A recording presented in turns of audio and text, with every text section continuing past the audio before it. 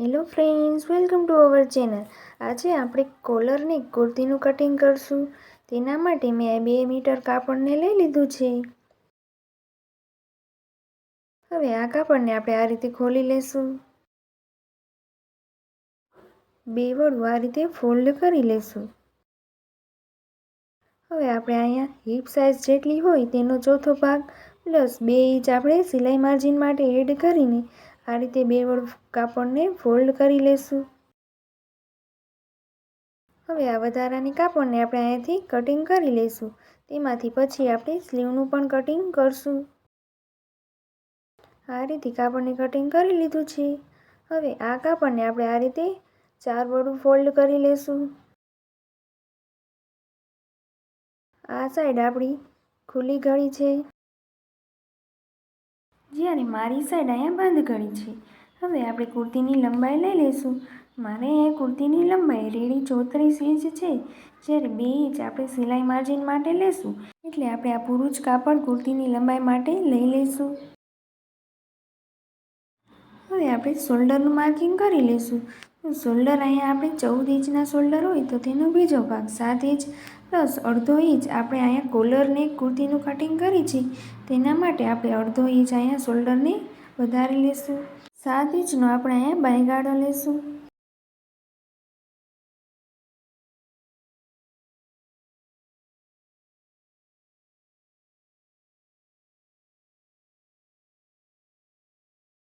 આ લાઈનને આપણે આ રીતે દોરી લઈશું.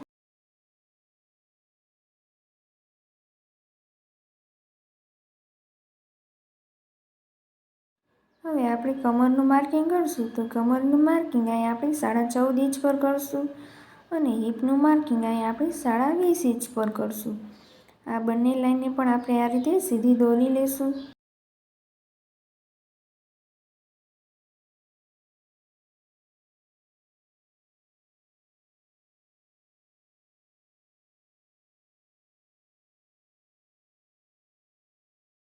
આ રીતે હવે આપણે અહીંયા ચેસ્ટનું માર્કિંગ કરી લઈશું.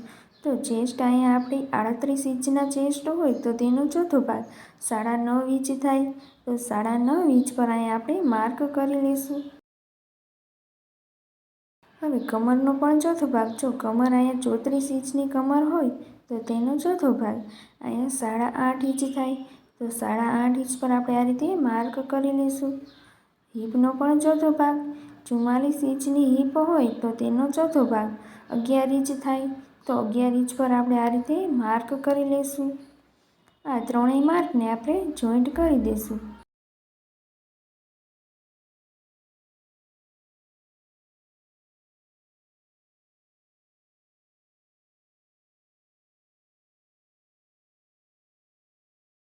હવે આપણે જેટલી હિપ સાઇઝ લીધી હોય તેટલી જ અહીંયા નીચે આપણે બોટમને લઈશું. તો 11 ઇંચ પર હું બોટમનું પણ માર્ક કરી દઈશ. હવે આ લાઈનને આપણે જોઈન્ટ કરી લઈશું.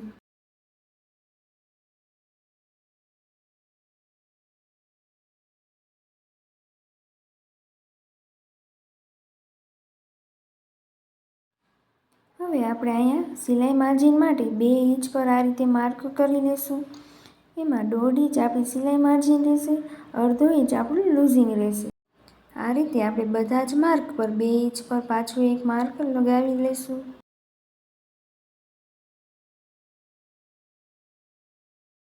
હવે આ લાઈનને પણ આપણે આ રીતે જોઈન્ટ કરી દઈશું.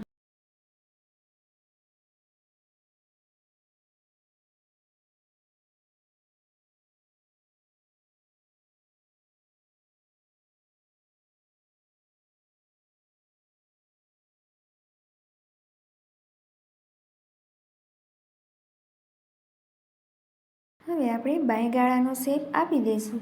આ રીતે 1.5 ઇંચ પર માર્ક કરીને આપણે અહીંયા બાયગાળાનો શેપ આપી દઈશું. આ આપણે પાછળના ભાગ માટેનો શેપ આપેલો છે. હવે આપણે 1 ઇંચ પર માર્ક કરીને આગળના ભાગ માટે આ રીતે શેપ આપી દઈશું.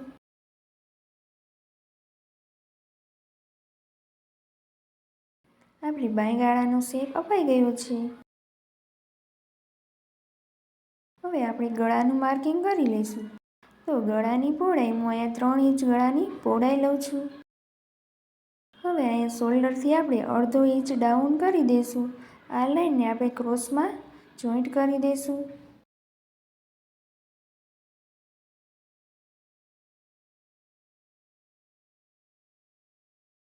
હવે આપણે કુર્તીનું કટિંગ કરી લઈશું.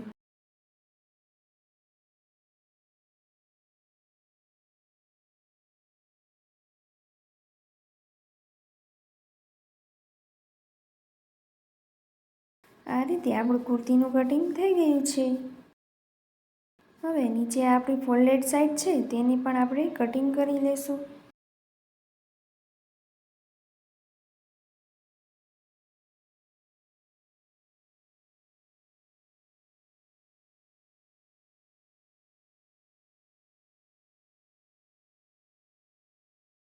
હવે અહીંયા આપણે એક કટ લગાવી લઈશું. ત્યાં આપણે કાપા વાળતી વખતે આ કટથી આપણે કાપાને ઓટવાના રહેશે.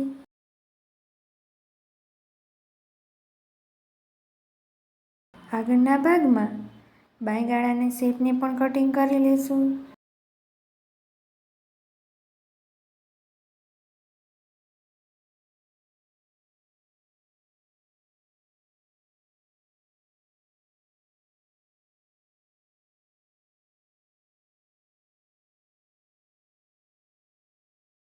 હવે આપણે બંને પાર્ટમાં ગળાનું માર્કિંગ કરી લઈશું. ગળાની પહોળાઈ અહીંયા આપણે 3 ઇંચ હતી.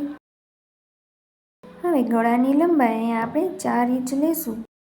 આપણે કોલરની કુર્તીનું કટિંગ કરી છે તેના માટે આપણે 4 ઇંચ જ લેશું. આ રીતે બોક્સ બનાવી લીધું છે. હવે તેમાં આપણે રાઉન્ડ શેપ આપી દઈશું.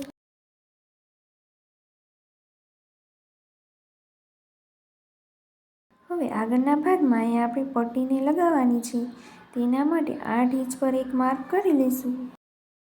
હવે અડધો ઇંચ આ રીતે માર્ક કરી લઈશું.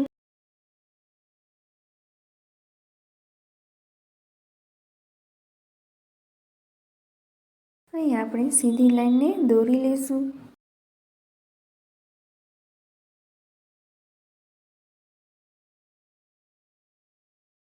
આ રીતે હવે આપણે પાછળના ગળાનું માર્કિંગ કરશું. તો પહોળાઈ આપણે 3 ઇંચ છે, જ્યારે પાછળના ગળામાં લંબાઈ આપણે 1 ઇંચ જ રાખશું. પાછળ પણ આપણી કોલર આવશે તેના માટે આપણે ઝાઝી લંબાઈ નથી રાખવાની. આ રીતે તેમાં પણ આપણે રાઉન્ડ શેપ આપી દઈશું. હવે આપણે બંને ગળાનું કટિંગ કરી લઈશું.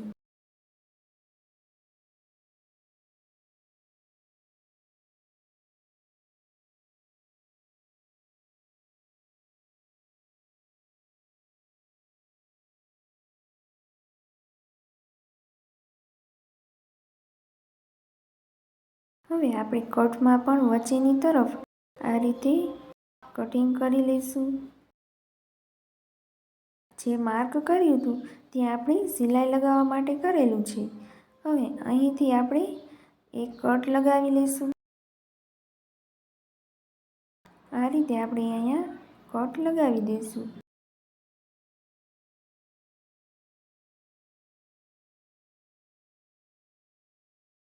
આ રીતે આપણે અહીંયા ગળાનું કટિંગ થઈ ગયું છે. પાછળની તરફ પણ આપણે અડધો ઇંચ પર માર્ક કરીને સીધી લાઈનને દોરી લેશું.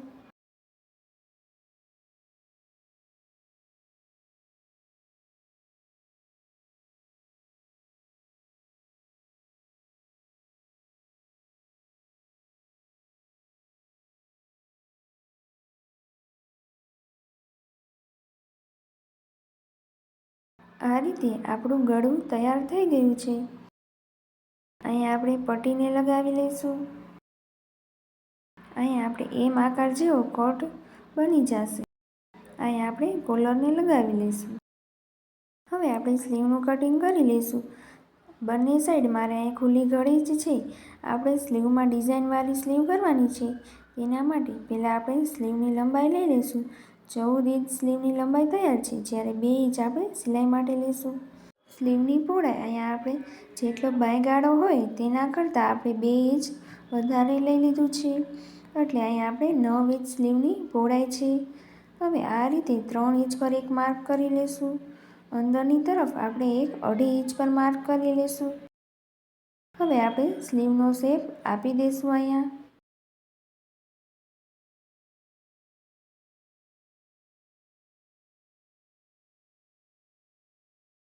આગળના ભાગ માટે પણ અહીંયા આપણે આ રીતે સ્લીવનો શેપ આપી દઈશું.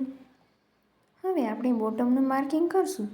તો મારે અહીં બોટમ 5.5 ઇંચ છે, તો તેમાં આપણે 1.5 ઇંચ એક્સ્ટ્રા સિલાઈ માટે રાખીને આપણે 7 ઇંચ પર માર્ક કરી લઈશું. આ લાઈનને આપણે આ રીતે જોઈન્ટ કરી લઈશું.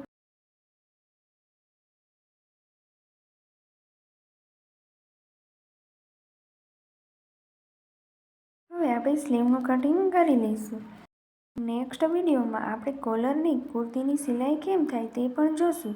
જો તમને મારો આ વિડીયો યુઝફુલ લાગ્યો હોય તો લાઇક, શેર અને સબસ્ક્રાઈબ જરૂર કરજો. કોમેન્ટ બોક્સમાં જણાવજો કે નેક્સ્ટ વિડીયો તમે શેનો જોવા માંગો છો. Thank you for watching.